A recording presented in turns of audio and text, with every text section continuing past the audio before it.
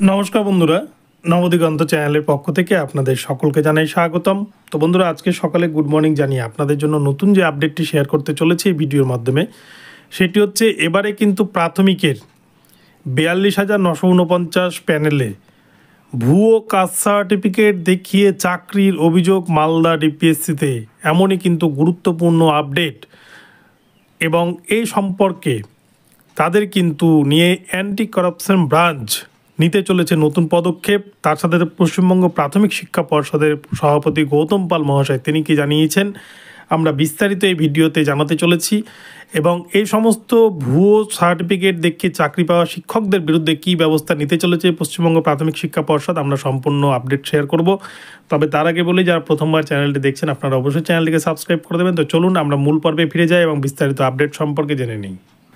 তো বন্ধুরা, নিয়োগের ক্ষেত্রে আমাদের রাজ্যে যতগুলো নিয়োগ হয়েছে তাতে কিন্তু কিছুতেই কিন্তু বিতর্ক পিছু ছাড়ছে না। এতদিন আমরা দেখেছি নিয়োগ দুর্নীতি, যেখানে সাদা খাতায় চাকরি পাওয়া।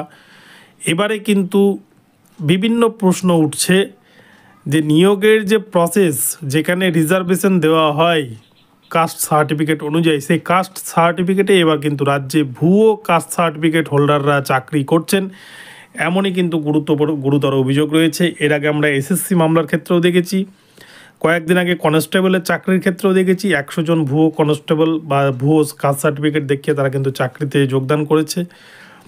এর আগেও কিন্তু এরকম বিহারের ক্ষেত্রেও আমরা দেখেছি, বিহারের যে বিপিএসসি যে পরীক্ষা নিয়েছিল, যেখানে চাকরি হয়েছে, সেখানেও কিন্তু দেখেছি। এবারে কিন্তু আমাদের পশ্চিমবঙ্গে প্রাথমিকের ক্ষেত্রেও এমনটা অভিযোগ উঠেছে এবং এই প্রসঙ্গে অ্যান্টি কারাপশন ব্রাঞ্চ তারা কিন্তু কড়া হাতে বিষয়টিকে দমন করতে চলেছেন।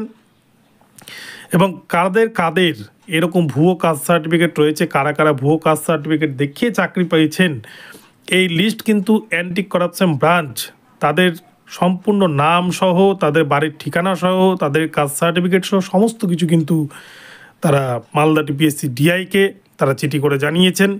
এবং এই সমস্ত শিক্ষকদের সম্পূর্ণ ডেটা কিন্তু অ্যান্টি কারাপশন ব্রাঞ্চ চেয়েছে, যে তাদের জয়েনিং কবে হয়েছে, তাদের কী বেসিসে জয়েনিং হয়েছে, কোন রিক্রুটমেন্ট প্রসেসে জয়েনিং হয়েছে, সমস্ত ডেটা চাওয়া হয়েছে।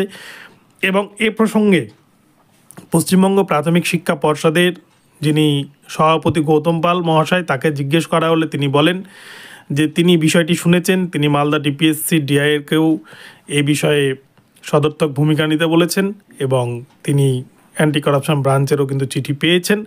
এবং সেই অনুযায়ী যদি কেউ ভুয়ো সার্টিফিকেট দেখিয়ে চাকরি পায়, তাহলে তার বিরুদ্ধে যে আইনানুগ ব্যবস্থা নেওয়া প্রয়োজন সেটা নেওয়া হবে।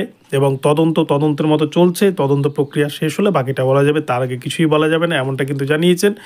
তো এক্ষেত্রে কিন্তু পরিষ্কার, যারা ভুয়ো সার্টিফিকেট দেখিয়ে চাকরি পেয়েছেন, যাদের নামের তালিকায় ইতিমধ্যে উদ্ধার করে ফেলেছে অ্যান্টি কারাপশন ব্রাঞ্চ, তাদের কিন্তু চাকরি আর থাকবে না। তাদের কিন্তু চাকরি তো যাবেই, তার সাথে সাথে কিন্তু জেল যাত্রাও হতে পারে। তো এই ছিল হচ্ছে আপডেট। নতুন করে কিন্তু 42,949 বা প্রাথমিকের চাকরির ক্ষেত্রে একে তো চাকরি বাতিল মামলা তো রয়েছে, 32,000-এর প্যানেল বাতিল রয়েছে আপনারা জানেন। এবার তার সাথে কিন্তু যোগ হলো ভুয়ো কাস্ট সার্টিফিকেট দেখিয়ে চাকরি পাওয়ার অভিযোগ।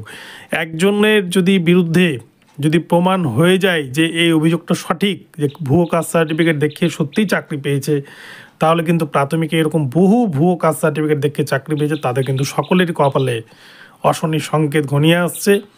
তো আগামীতে কি হতে চলেছে সেটা আমরা দেখব। অ্যান্টি কারাপশন ব্রাঞ্চ কী উদ্যোগ গ্রহণ করে, কি তারা পদক্ষেপ নেয়, কতটা সদর্থক ভূমিকা গ্রহণ করে সেটাই দেখার। তো বন্ধুরা, এখন এই পর্যন্ত রইল। ভিডিওটি ভালো লাগলে চ্যানেলটিকে সাবস্ক্রাইব করে দেবেন। দেখা হচ্ছে পরবর্তী ভিডিওতে।